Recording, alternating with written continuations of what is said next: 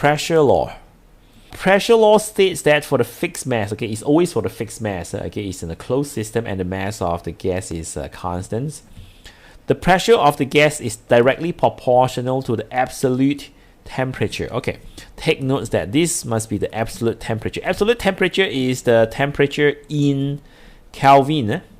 So you cannot give the temperature in degrees Celsius. This must be in Kelvin. So the pressure is directly proportional to the absolute temperature. So pressure directly proportional to the absolute temperature means that the temperature increase, the pressure will increase. The requirement is the volume of the gas kept constant. The volume of the gas cannot change. So can you please tell me, if P directly proportional to T, then what's the formula? What's the formula for pressure law? We already know the relationship, right? P directly proportional to T. So what's the formula? P1 over T1. P1 over T1 equals to P2 over T2. Of course, you want to give P1 over P2 equals to T1 also T2 also can. Okay, it's the same. So P1 over T1 equals to P2 over T2 if it's inversely proportional. So this is the formula. Okay.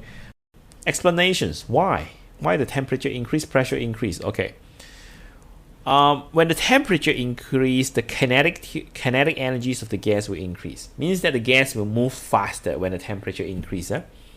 So higher temperature, faster the motions of the gas particles. So the air molecules will collide with the wall of the container at higher velocity and frequency. So if we move faster, it will collide it more frequently. Okay, right? Collide it more frequent and collide it with higher velocity.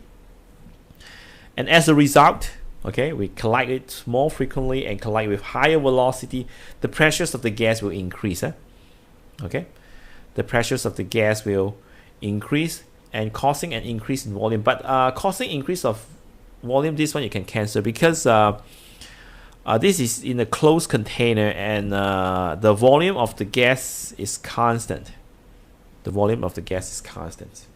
That's the explanations for pressure law. Temperature increase, pressure increase. The graph, we know that P is directly proportional to the temperature. Okay, so how's the graph? Okay, now for the graph, you can see that we have P against T for absolute temperature, and we have P against T for degrees Celsius.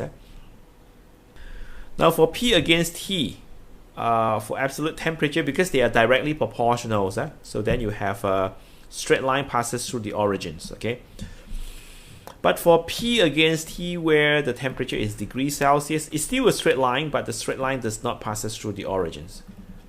Instead, it will pass through the origins at negative, touch the zero. Okay, it will touch the zero at negative 273 degrees Celsius. So it will touch the x-axis at negative 273 degrees Celsius, but not here. Okay, so it's important for you to know this, because sometimes you may be asked to sketch the graph. Then you must be careful. Okay, T in Kelvin or T in degrees Celsius. T in Kelvin, it touched the origin. T in degrees Celsius, it does not touch the origins. And then PT, we know that if P directly proportional to T, then P over T is a constant.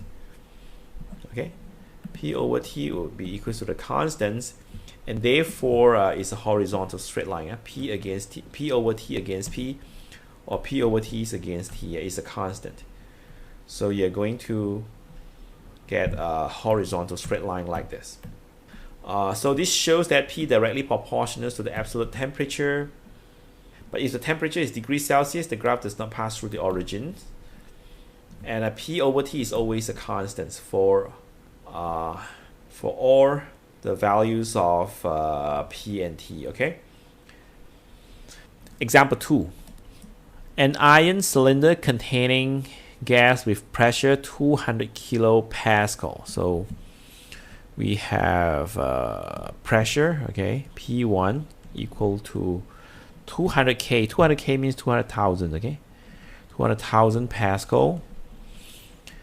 When it's kept in rooms of temperature 27 degrees Celsius. So T1 equals to 27 degrees Celsius. Okay, take notes that this is given in degrees Celsius, and you must change this to Kelvin.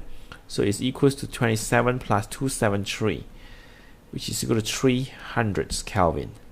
Okay, so if the temperature given in degrees Celsius, then you must convert it to Kelvin. For all the gas laws questions, if the temperature given in degrees Celsius, you must change it to Kelvin. Okay. What is the pressures of the gas? So they want us to find the pressures of the gas.